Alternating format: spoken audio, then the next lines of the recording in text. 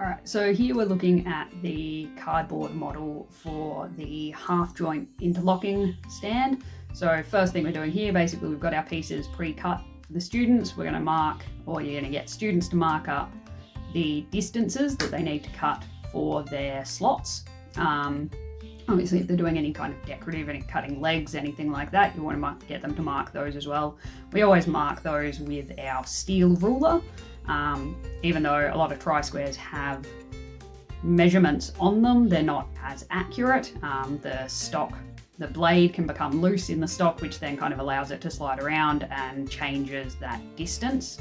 One of the big things to look out for with this is that because we're making our models out of cardboard, the width of those slots needs to be quite thin. It's only about 3 mil, because that's the width of our material. So when we actually get to cutting the wood for these models and marking those up, you got to remind students that obviously the slots there are going to be much thicker because they need to be cut to the thickness of the material. So our cardboard slots are much thinner, they're only about 3 mil. So we mark up, there's 2 slots on both pieces. Make sure, with this model, the students are marking up the slots on the opposite sides of for the 2 pieces so that they actually fit together. You don't want to kind of have the identical ones there marked.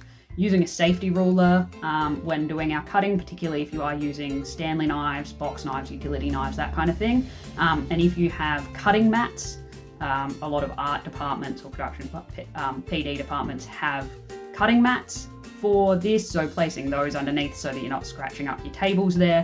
Otherwise, bits of scrap material, scrap cardboard, whatever, just something so you're not kind of cutting up your tables. The other big thing to look out for with this is making sure that students actually cut the whole way through. So you can see there, I'm making those cuts quite a few times to make sure that I actually go the whole way through the cardboard, rather than students will often be inclined to kind of do one cut, and if it hasn't gone the whole way through, they'll just tear it, and then you kind of end up with tear out and rips, and your slots aren't going to fit together nicely.